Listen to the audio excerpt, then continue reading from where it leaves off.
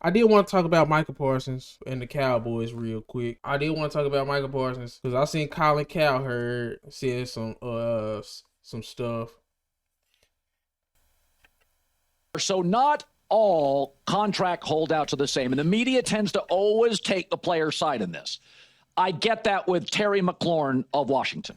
I'm on his side. I'm not on Micah Parsons. First of all, I was on team trade Micah Parsons a year ago. The Cowboys are a mile from the Philadelphia Eagles roster composition. They need 4 good players. I would have gotten a couple of second-round picks, maybe a first and a fourth, whatever. I like Micah. He's a good player. But I'm not making him the highest paid defensive end. He's not Myles Garrett. He's not Aiden Hutchinson. He's not Max Crosby. He's not TJ Watt. He's not Nick Bosa. I like him a lot. But I'm not making him. Okay, let's start there. How good are we saying Michael Parsons? I'm a Cowboys fan, so I might be a little biased. I think Parsons is good, but I think he was supposed to be a linebacker. Don't really play in coverage. His rookie year, he was getting exposed in coverage. I feel like he's one dimensional as a pass rusher to me. Even though he lines up in multiple spots, he can only beat you with speed. He's not that as big as a Myles Garrett, as a TJ Watt. Me personally, he's not untouchable. He's not untradeable. I don't think he should be paid the highest. We already overpaid that. CD. I mean, you go give CD that money because he's such a versatile wide receiver. So I'm not mad at that. But CD just kind of pissed me off in the playoffs against the Packers when he was just whining and crying. But Parsons, he can go. I don't like that he talk just as much as Jerry. Everybody say Jerry talk too much. Jerry do this. It's everything about the media. So is Micah Parsons, bro. Micah Parsons stays in the media too. I don't know if we can just wrap all our money into like 3 or 4 guys. I just don't know if we can do it. And if I had to choose 2 of the 3, if I had to choose 2 out of the 3 between Parsons, Dak, and CD, I'm choosing Dak and CD. We seen our rookie our rookie pass rusher is going off. So I forgot the dude's name, but he from Boston College. But say, man, we can find more pass rushers and we get a good package for Micah, he can go. I think Jerry isn't trying to lowball him. He's trying to just give him a contract that he's willing to give him. And I think that's okay. Highly coveted. CD Lamb is closer to the top of the receiving rankings, in my opinion, than Micah Parsons is on the pass rush. And by the way, I'm not even mentioning Jared Verse yet. This year, I think he'll become number 2 in the league, maybe number 3, behind like a Bosa, a Watt, and an Aiden Hutchinson or a Myles Garrett. So, and they could also franchise tag Micah Parsons for a couple years. So I'll give you an example of the difference between the 2 holdouts. So Micah Parsons was a first-round pick and a number 12 pick, and he's been a Pro Bowler. He has played up to his draft position. The player picked after him, Rashawn Slater, a first-round pick, has been a Pro Bowler. He has played up to his position. And Micah does deserve a big contract. Slater got one. I'm not denying that. But I think left tackle is harder to find and much more valuable than edge rusher. Left tackle after quarterback, to me, is the number 2 position by a long shot in the league. Go look at the Niners and Kyle Shanahan when Trent Williams doesn't play. Go look at the Chargers when Rashawn Slater doesn't play. There are no great backup left tackles. There's all sorts of guys that can rush the passer in the NFL. RC, I don't know what we can get for Michael Parsons, like in terms of a haul, but we'll definitely be able to get something, and then we wouldn't have to pay him. And we can get 3 solid players or 3 good picks. If we can get, okay, let's say we get 1 good player, 2 solid picks for Michael Parsons, I would take it. I don't want to wrap all our money into Michael Parsons, bro. And bro, okay, come on, man. I didn't want to have to do it, but let's look at the stats. Let's look at the stats. Everybody just so in love with Michael Parsons. Let's look at these stats, man. Let's look at these stats. I'm not finna just look at these sacks and stuff like that. We are finna look at the game logs and we finna go to the playoffs, man. We finna go to the playoffs. Micah Parsons, 1 sack in 4 playoff games. Micah Parsons has 1 sack in 4 playoff games.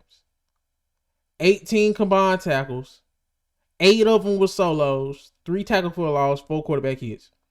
So y'all want us to pay a super crazy amount for Micah Parsons, and in 4 games, he's gonna play 4 games. San Francisco twice, Tampa Bay, and Green Bay. We've been 1-3 since Micah Parsons has played with us in the playoffs. 18 combined tackles, 8 of them solo, 10 assists, 3 tackles for loss, 4 quarterback hits, 3 pass deflections. And he's played 93% of the defensive snaps, 251 snaps combined. Now, does that scream super duper star? 1 sack. 1 sack in 4 playoff games. Y'all let me know. I'm just asking. Y'all let me know. The college gives you 6 a year, guys that can play, and you'll get them in mid-rounds. There are no great left tackles in the 5th round historically. The top 30 left tackles of all time, 28, I think, are first-round picks. And so Micah has, and by the way, right now, Micah's contract going into this year, without a new contract, would make him the 5th highest edge rusher cap hit.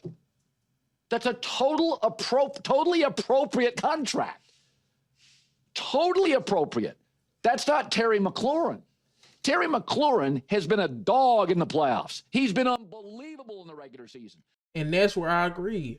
People are acting like just because he's not getting the number 1 contract for his position means it's a slight, bro. And then he's talking about feeding his family. You can't feed your family with that.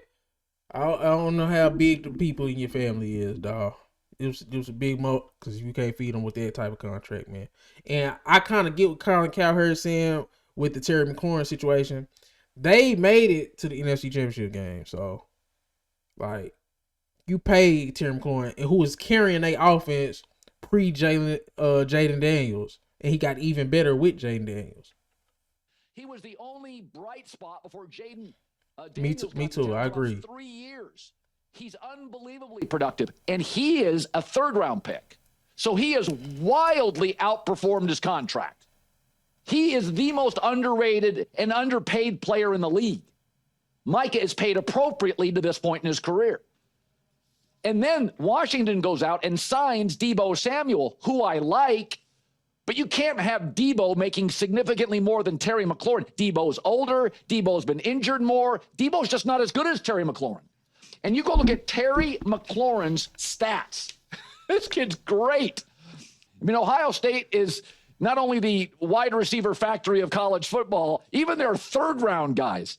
In 82 regular season, he's got, in his regular season career, just last year, 82 catches, 14 in the postseason. He had 3 postseason touchdowns, which was tied for the league lead. The kid is great everywhere. In fact, the last 5 seasons, there's only 4 receivers who have had 1,000+ receiving yards each of those years. Justin Jefferson, ever hear of him? Mike Evans, Devontae Adams, Terry McLaurin.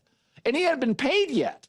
So he has wildly outperformed his contract. Like Amon St. Brown did this to a degree. You got to pay guys like that.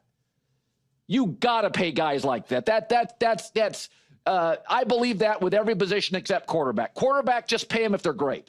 But guys like that you get in the 3rd round, they're productive, they're team guys, they're a shining star on a bad organization for most of his career. Pay him.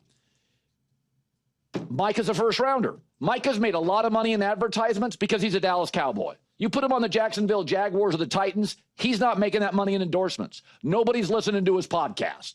And I like. See, now the podcast and the endorsements off the field, this stuff, they ain't got nothing to do with his contract. So I wouldn't say I'm not gonna pay a dude because he getting money outside of his contract. No. If Micah Parsons get a deal that's slightly less than the Watts Garrett's, that's fine. But if it's around that same ballpark or a little bit less, it doesn't have to be more, is what I'm saying. The dude has 1 sack in 4 playoff games. 1 sack. He's not. And then our new rookie end that we got out of Boston College, crazy name, I can't say it, ain't gonna count.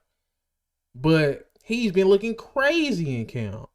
So I just don't feel like Micah Parsons is untradeable. And I kind of like what Colin is saying about Debo Samuel is somebody who deserves to be whining about a contract, not Micah Parsons. Especially if Micah Parsons is only feeling like he's getting lowball because he's not getting the absolute most at his position. Like Micah, he deserves to be paid. But his feels a little egocentric.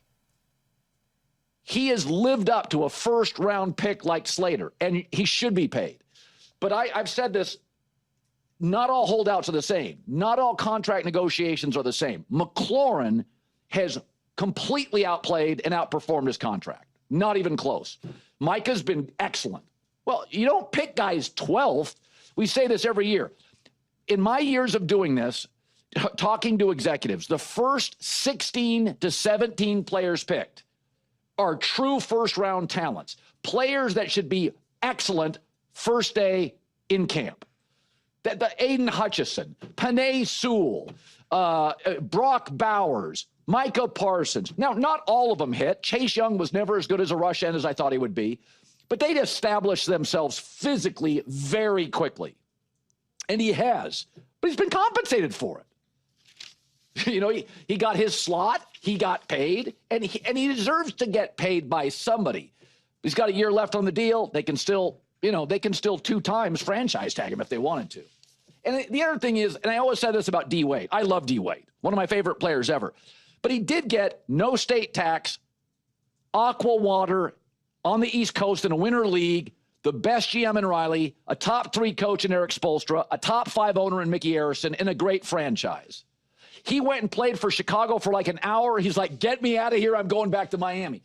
You do have to consider, if you get drafted by the Dallas Cowboys, Dak has made probably 100 million endorsements. He's not making 4 if he's a member of the Bengals. Right? Like, that ain't got nothing to do with it. I don't really like that take. Let me see what some of these comments got to say. Is Colin under the pressure Terry McLaurin's in year 4 or something? No, but it's like, bro, just keep him around. Sometimes just, come on, bro, just keep the dude. And give him, you know what I'm saying? If anybody deserves to be paid, even if it's on the back end, it's Terry McLaurin, man. Like, it's crazy. Everybody talking about loyalty and stuff like that. He's a guy that's been loyal, stayed down with them bad quarterbacks they had through the ups and downs. He deserved to be paid.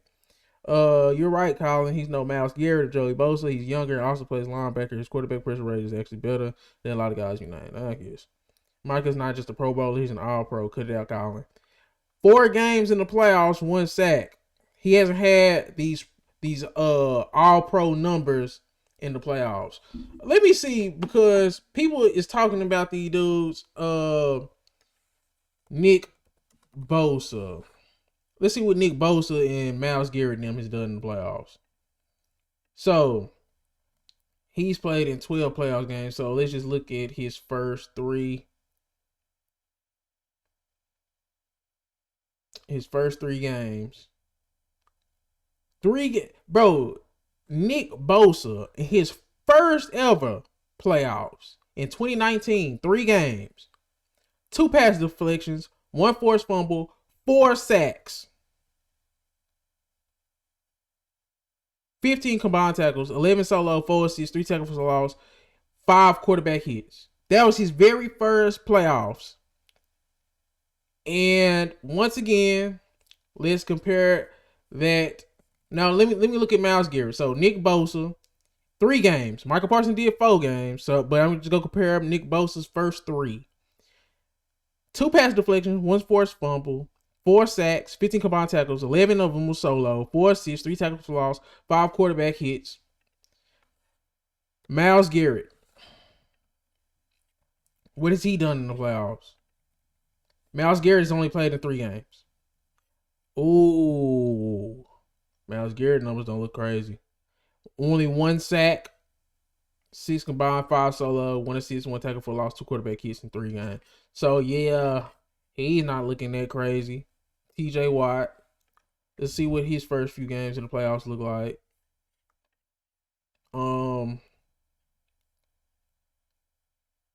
TJ Watt, 4 games.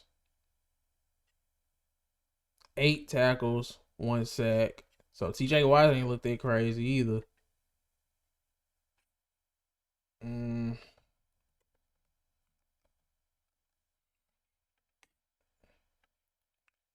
So he had total 8.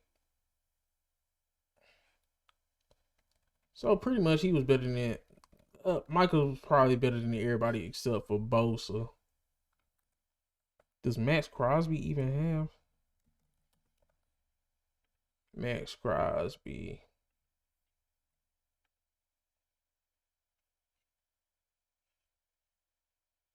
One sack. 1 sack in 1 game. What about Aiden Hutchinson?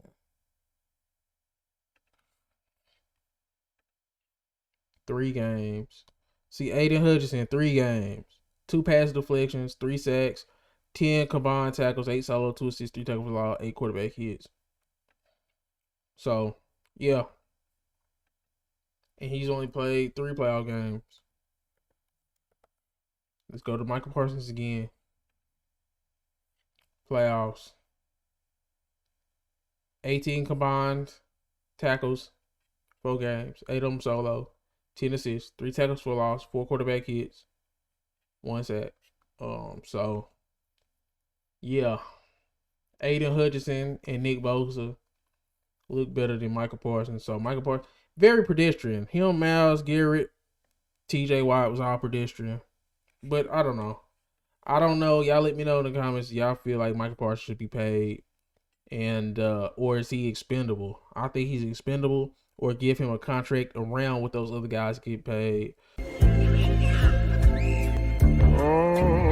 Found some shit I love to do, so I can live comfortable. Searching for a peace of mind, need that when it's time to rhyme. Perfect in every line, any chance I get, and I know it takes time, but I will never quit.